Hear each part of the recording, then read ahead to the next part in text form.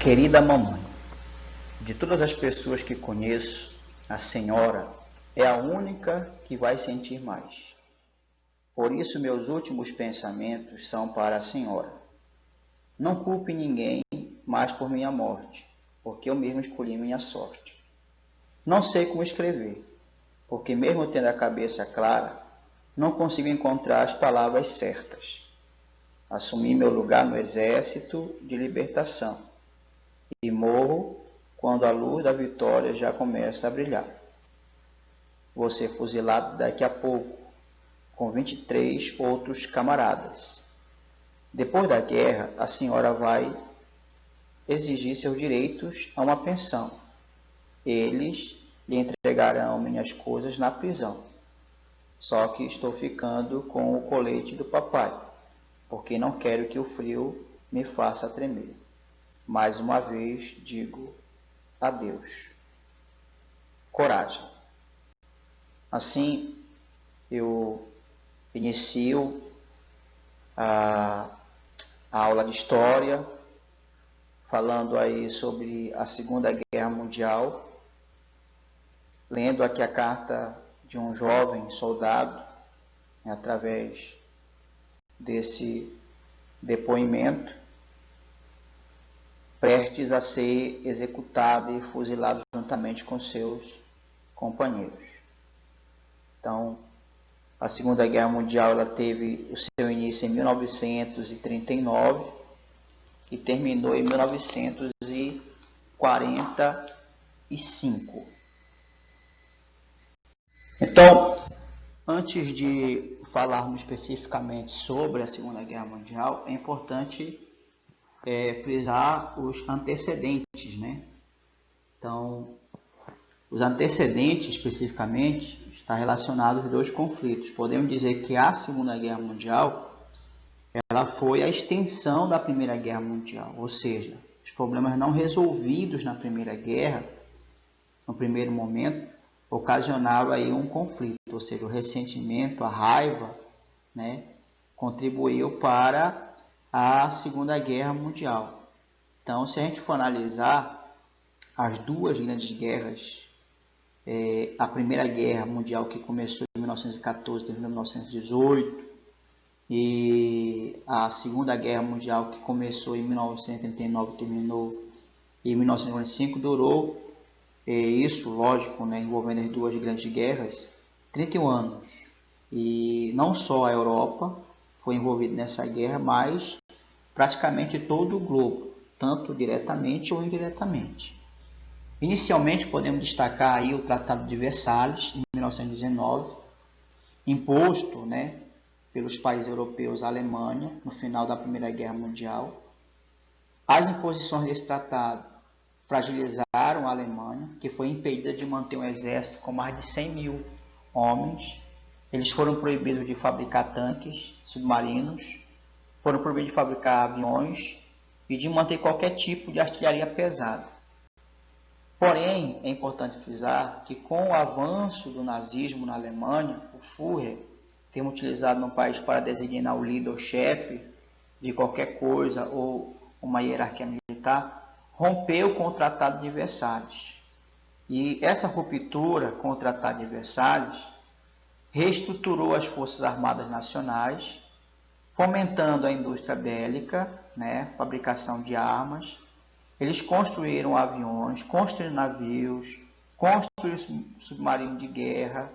Além disso, aumentou o exército para mais de 3 milhões de homens e trocou o alto comando do exército por oficiais alinhados à proposta nazista. Um outro fator que podemos entender como um dos motivos da guerra é o expansionismo alemão, né, que começou em 1938, quando Hitler, né, anexou a Áustria ao território alemão. Logo em seguida, Hitler, reivindicou os Sudetos, região da antiga Tchecoslováquia, que era habitada por alemães.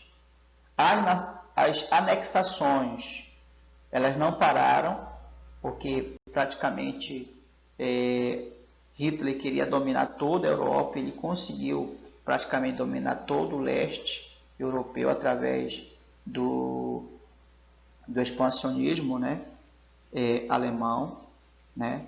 Nós podemos observar essas anexações, por exemplo, houve a anexação da Áustria no dia 2 de março de 1938, a anexação de Mamel no dia 23 de março de 1939 e muitas e outras anexações.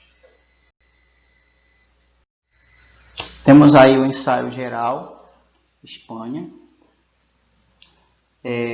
proclamada em 1931, a República Espanhola enfrentou uma série de problemas políticos, principalmente entre conservadores e socialistas, que se alternavam ali no poder durante anos e anos.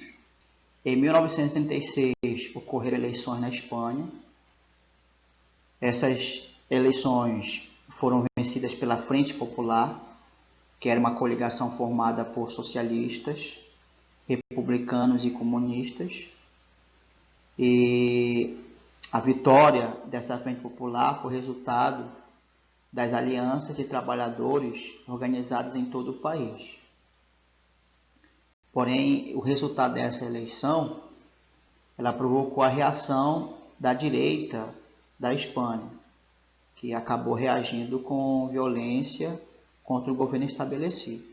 E como vocês podem observar aí no slide, em julho de 1936, um grupo formado por generais simpatizantes do fascismo italiano, liderado por Francisco Franco, tentou dar um golpe de Estado e derrubar o governo.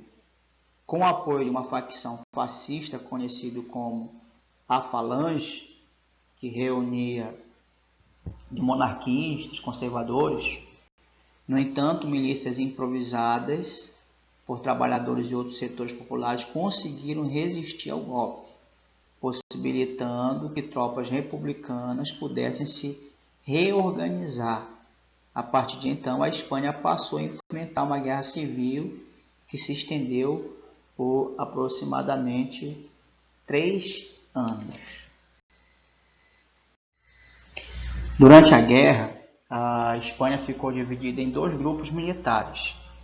De um lado, as milícias de trabalhadores, comandadas por comunistas, socialistas e anarquistas, que além de serem organizadas por setores do exército leais ao governo eleito, recebiam também o apoio da União Soviética, da antiga ex-URSS e das brigadas internacionais. Do outro lado, os milicianos monarquistas e fascistas e os militares golpistas, que controlavam a maior parte do exército espanhol e eram apoiados pelos latifundiários e pela Igreja Católica. Aqueles que apoiavam o golpe se autodenominavam nacionalistas e eram apoiados por Salazar, Hitler e Mussolini. Em abril de 1937, a Força Aérea Alemã, também conhecida como Luftwaffe, bombardeou a cidade de Guernica com o objetivo de testar sua eficiência em ataques aéreos e apoiar os fascistas na guerra. E em março de 1939, a guerra chegou ao fim com a vitória dos nacionalistas do general Franco, que acabou governando o país da Espanha até 1975. Japão e Itália. Ao mesmo tempo em que a Alemanha avançava com sua política expansionista, o Japão e a Itália, integrantes do bloco considerado vencedor da Primeira Guerra, eles também buscavam ampliar seus territórios. Então, a Itália havia saído da guerra com um pequeno saldo positivo, tendo recebido 2 territórios importantes, os Alpes e uma pequena região próxima ao Mar Adriático, por ter deixado a Tríplice Aliança. Nós estamos sobre isso, né? Que muitos de vocês chamaram ela como traidora ou interesseira. Com a expansão do fascismo na Itália, o governo de Benito Mussolini aparelhou o Estado, investiu no exército e preparou seu país para uma nova tentativa de expansão de suas fronteiras, inicialmente sobre territórios africanos. O Japão, ao final da Primeira Guerra, era considerado uma importante potência do Extremo Oriente, dominando todo o comércio da região e transformando regiões da China em locais de livre comércio. O país, no entanto, enfrentava problemas com a falta de recursos naturais, o que diminuía suas chances de crescimento econômico e industrial. Assim, a solução foi investir na anexação de territórios vizinhos com o potencial de suprir a necessidade japonesa. O que o Japão fez? Em 1931, o Japão decidiu conquistar a Manchúria. No ano seguinte, ele ocupou a China, do norte da muralha da China até Xangai. Em 1935, Hitler rompeu definitivamente os acordos de paz assinados durante o Tratado de Versalhes. E em 1938, ocupou a Áustria. Em 1936, Mussolini invadiu a Etiópia. E a partir daí começa a expansão territorial desses países. As anexações e o expansionismo desses três países culminaram na aproximação de seus governos. Inicialmente, a Alemanha e a Itália, em 1936, formaram o eixo Roma-Berlim, com o Pacto Anticomitê. Alemanha, Itália e Japão uniram-se contra o avanço comunista da União Soviética. Dessa forma, em 1940, a nova formação passou a ser reconhecida como eixo Roma-Berlim-Tóquio. E aí nós temos a Conferência de Munique, enquanto a Alemanha prosseguia com seu expansionismo, Grã-Bretanha e França mantinham-se neutras em relação às políticas adotadas pela Alemanha. É importante ressaltar que uma das bandeiras do expansionismo alemão era o combate ao comunismo, algo que interessava muito a esses países. A França chegou a defender Hitler, afirmando que ele devia cuidar de seu quintal. E aí, para negociar os atos de anexações que estavam ocorrendo, os governos da Itália, da França e da Grã-Bretanha e Alemanha reuniram-se na Conferência de Munique em setembro de 1938. Ao final da conferência, a Alemanha conseguiu um acordo que permitiu a integração dos Sudetos, região que corresponde a 20% do território tcheco, uma área rica em minérios. Pouco tempo depois, Hitler ocupou o restante da Tchecoslováquia. Para a Alemanha, o resultado da Conferência de Munique representava uma grande vitória, e isso acabou incentivando o país para outras conquistas. Esse acordo realizado foi uma proposta estratégica que buscava evitar uma nova guerra na Europa.